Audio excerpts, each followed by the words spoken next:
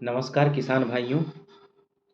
देखिए हम आपके लिए अच्छे-अच्छे जानकारी शेयर कर रहा हूँ, तो आपका पहला फ़र्ज़ ये बनता है कि आप हमें सपोर्ट करिए, हमें सब्सक्राइब करिए, ताकि हम आपके लिए अच्छी वीडियो बनाएँ, वीडियो रिकॉर्ड करें, ताकि हम आपको अच्छे से अच्छी जानकारी आपको दे सकें। और पिछला जो वीडियो बनाए थे उसमें किसी का कोई कमेंट नहीं आया कि हम किस पे वीडियो रिकॉर्ड करें। और बहुत लोग हैं जो हमें व्यू करते हैं, देखते हैं हमारी वीडियो को, लेकिन हमें सब्सक्राइब नहीं करते। तो उनसे गुजारिश ये है कि आप कृपया करके हमें सब्सक्राइब कर दीजिए। और आज मैं जो वीडियो रिकॉर्ड करने जा रहा हूँ वो है बकरियों का प्रजनन से संबंधित, कि कौन से समय में बकरी को गाभिन कराएं ताकि जो उससे बच्चा पैदा हो वो कौन से मौसम में पैदा हो। तो सबसे बड़ी बात यह है कि अगर हम विषम वातावरण में अगर हमारा बच्चा पैदा हो रहा है तो उसका जो इम्यून सिस्टम होगा बहुत ही वीक होगा।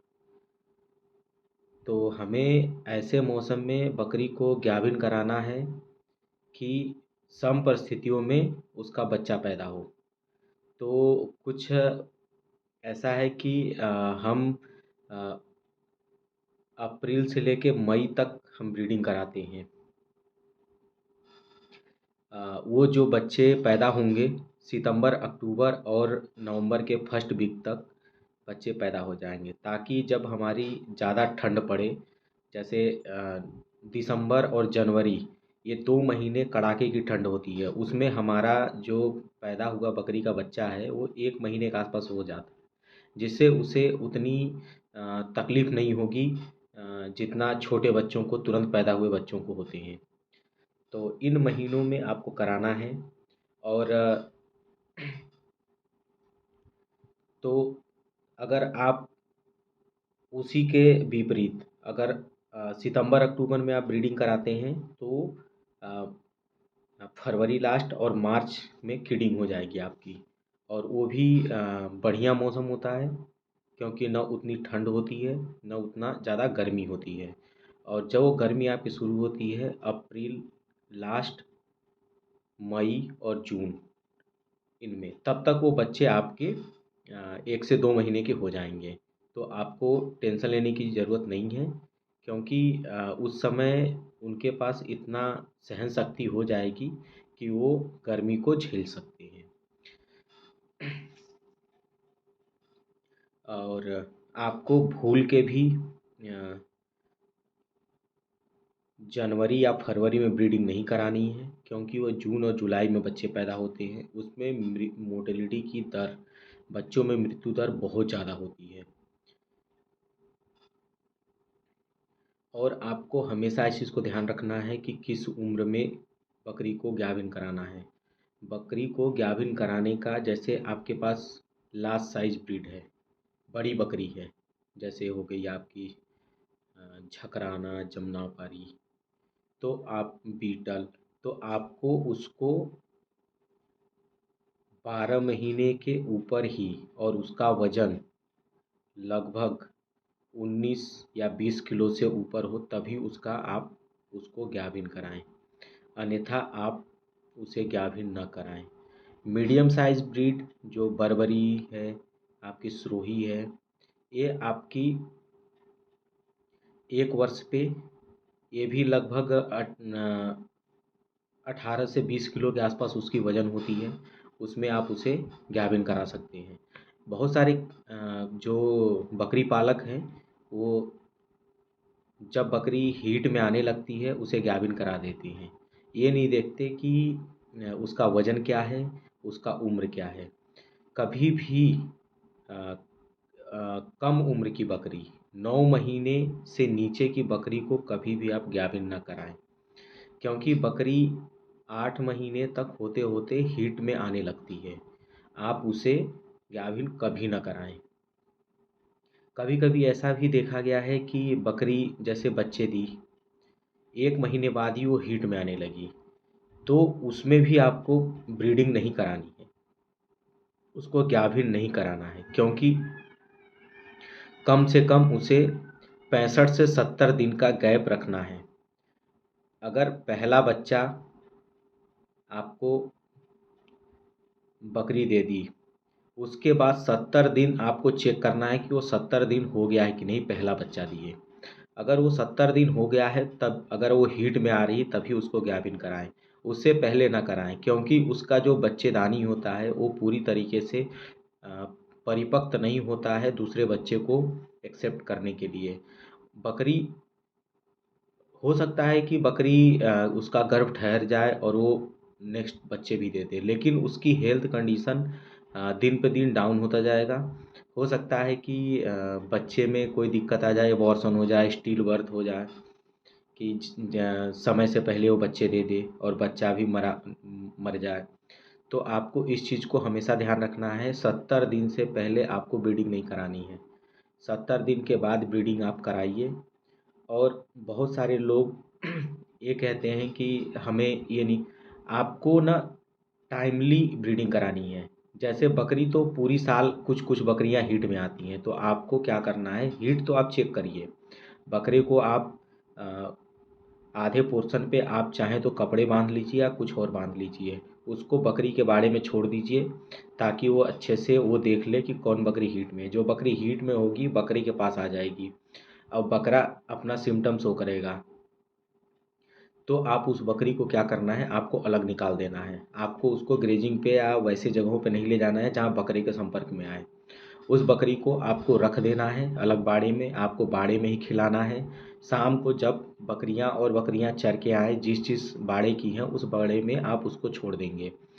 और जब ब्रीडिंग का सीजन होगा, जैसे कहते हैं कि शरद ऋतु में अक्टूबर नवंबर, और बसंत ऋतु में फरवरी मार्च, इसमें आपको ब्रीडिंग नहीं करानी है। आपको ब्रीडिंग करानी है अक्टूबर नवंबर में और अप्रैल से लेके जून के फर्स्ट वीक तक, उसमें आपको ब्रीडिंग करानी है। उसके अलावा जब भी बकरी हीट में आती है, आपको ये करना है कि बकरी को आपको अलग कर देना है हीट चेक करके। और कम एज वाली भी बकरी जो हीट में आ रही है, जो बच्चियां आती हैं हीट में, उनको भी आपको बाड़े से ग्रेजिंग जो जाते हैं जानवर, या ऐसे जगह पे जाते हैं जहाँ बकरियों के संपर्क में आते हैं, आपको क्या करना है कि उनको बाड़े में ही रोकना है और शाम को उसको फिर से उसी बाड़े में सम्मिलित कर देना है। इस तरीके से आपको करना है।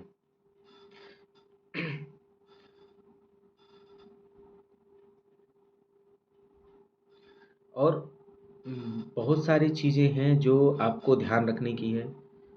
जब बकरी प्रेग्नेंट रहती है, 1 या 2 महीने बच्चे देने को रहती है, तो आपको उसका दाना बढ़ा देना है, उसको हरा चारा खिलाना है, उसको लोपिंग देना है। इससे क्या होगा कि जो बकरी है उसके नीचे दूध और उसका बच्चा दोनों हिस्ट, बच्चा तो तंदुरुस्त होगा ही, और बकरी के नीचे दूध भी ज़्यादा होगा। तो जैसे हम घर में महिलाओं को जो प्रेग्नेंट होती हैं उनको हम अच्छे से ख्याल रखते हैं, उस तो आपको ये नहीं करना है कि जैसे कि बकरी अब बच्चे देने के करीब आ रही है तो आप उसको बाड़े में रोकें, नहीं। बच्चे देने तक आप उसे, हाँ, आपको लगता है ऐसा कि बच्चा आज दे देगी तो आप उसे बेशक बाड़े में रोक सकते हैं, नहीं तो आप उसे ग्रेजिंग पे जाने दें, उसको टहलने दें। ऐसा माना जाता है कि जो बकरी ज़्यादा टहलती है उनमें ट्यूनिंग रेट ज़्यादा होती है। ट्यूनिंग रेट कहने के सेंस कि जुड़वा बच्चे देने की कैपेसिटी बढ़ जाती है। इसलिए आपको बकरी को टहलने या जंगल में जाने दें, उसको आप बाड़े में मत रोकें। और आपको ये भी ध्यान देना है कि जो बकरी लैक्टेटिंग बकरी जो है दूध देती है, उसका भी दाना आप रखेंगे अच्छा, तो उसके नीचे भी दूध आपका ज़रूर से बढ़ेगा। और आपको ऐसा थोड़ा भी आभास होता है कि अ, कुछ बकरियां हैं ज़्यादा खाने के बावजूद भी कम दे रही हैं, तो आप उसे बेशक अलग कर सकते हैं, उनको सेपरेट कर दीजिए। जो अच्छे दूध वाली हैं उनको अलग खिलाइए, जो कम दूध वाली उनको अलग खिलाइए, लेकिन दोनों का दाना बराबर रखिए। कुछ बकरियां होती हैं कि ज़्यादा खा लेती हैं, कुछ होती हैं कम खाती हैं, तो आपको इस चीज़ का भी पहचान करना है कि कौन सी बकरी ज़्यादा खा रही है। ज़्यादा खाने वाली बकरी को आप हो सकता है कि उसी बाड़े में सेपरेट उसमें पार्टीशन कर लें, पार्टीशन करके उनको अलग कर लें। कुछ बकरियाँ ज़्यादा शैतान होती हैं, वो किसी को खाने नहीं देती, उसको भी आपको ध्यान देना है। उसको भी आप अलग रख के अलग से खिला सकते हैं, जो भी चीज़ करना चाहें वो कर सकते हैं। लोपिंग, लोपिंग आपको खिलानी ही खिलानी है। हरा चारा चाहे तो आप एक टाइम के लिए रोक दें, लेकिन लोपिंग कहा जाता है ये एक औषधि की तरह काम करता है। लोपिंग जो होता है उसमें नेचुरल मेडिसिन होती है। वो बकरियों के अंदर जो भी कीड़े या वैसी चीज़ें होती हैं उनको मार देती है। लोपिंग में आप ज़्यादा से ज़्यादा आप लोपिंग में पाखर, बेरिया, बबूल, नीम, जामुन और शहतूत, गूलर, ठीक है, ये सब पेड़ आप लगा के आप उनको अ, इनकी लोपिंग खिला सकते हैं। और मोरिंगा भी है, सुपर नेपियर भी है। तो ये इनमें बोला जाता है प्रोटीन कंटेंट बहुत ज़्यादा होता है, तो आप चाहें तो इनका मोरिंगा भी और सुपर नेपियर ये घास लगा के आप उनको भी बकरियों को खिला सकते हैं। बहुत लोगों के पास ग्रेजिंग एरिया नहीं है, तो सबसे अच्छा विकल्प है कि आप बाड़ों के आसपास ये सब पेड़ लगा दें और जब वो पेड़ बड़े हो जाए तो उनकी लोपिंग काट के आप जानवरों को खिला सकते हैं। और जब लोपिंग का क्या है कि लोपिंग आपको सुबह अर्ली मॉर्निंग नहीं देना है, क्योंकि ठंड के मौसम में उन पे ओस रहते हैं। ओस क्या होता है, जब तक वो सूख ना जाए लोपिंग से तब तक आपको जानवरों को नहीं देना, क्योंकि उनसे भी डायरिया होती है। तो हमेशा क्या करना है, हरा चारा आए तो उन्हें आप फैला दिए, हल्का सा सूख गया उसमें से नमी चली गई, आप उसको फिर आप डालिए जानवरों को। इससे क्या होगा कि जानवर के अंदर डायरिया की मात्रा कम हो जाएगी। और इस तरीके से आप अपने प्रबंधन को मजबूत कर सकते हैं। साइंटिफिक तरीके से आप बकरी पाल सकते हैं। धन्यवाद।